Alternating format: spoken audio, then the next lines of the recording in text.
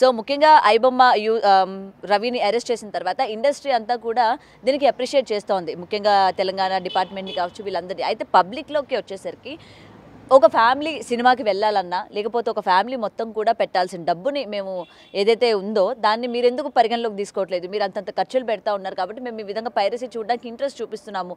ఇంతకుముందు థియేటర్స్‌కి వెళ్ళాము. ఇంతకుముందు కూడా పైరసీ ఉంది. కానీ మేము థియేటర్స్‌కి రాలేదా? మరి ఈరోజు మేము రాకపోవడానికి రీజన్స్ ఏంటి అన్న దానిపైన మీరు ఎందుకు ఆలోచించట్లేదు అని చెప్పి పబ్లిక్‌లో వస్తున్న వ్యతిరేకత ఇది. సో దీని గురించి ఏం చెప్తారు? ఇప్పుడు రవి గారిని అరెస్ట్ చేశారు కరెక్టేనండి. అతను తప్పు చేశాడు, దాన్ని ఎవడు కాదని అంటల్లా, అది సమర్థించాం మనం. కానీ రవి తప్పు చేసినట్టుగా మరి చూసిన వాళ్ళు తప్పు చేసినట్టేగా.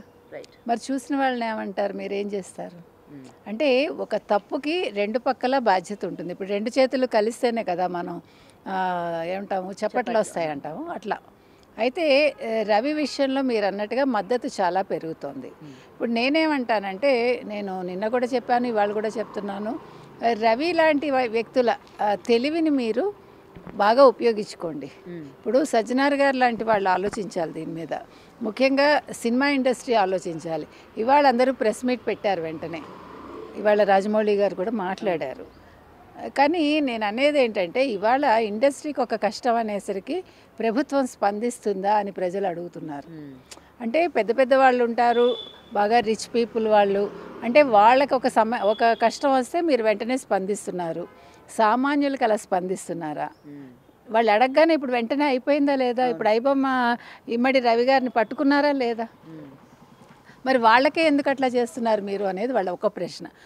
రెండోది, ఇవాళ మన ఇమ్మడి రవి విషయంలో తీసుకుంటే కనుకైతే, అతను తను చిన్నప్పటి నుంచి పడ్డ కష్టాలతో కావచ్చు, భార్య అత్తగారు పెట్టిన ఆ టార్చర్తో కావచ్చు, డబ్బు సంపాదించాలనే అంటే ఒక వెర్రి అంటాం మనం, ఆ వెర్రిలో అతను తప్పుడు మార్గంలోకి వెళ్ళాడు. ఇప్పుడు రవి తప్పుడు మార్గంలో వెళ్ళినప్పుడు దాన్ని సమర్థించిన వాళ్ళందరూ కూడా ప్రజలేగా.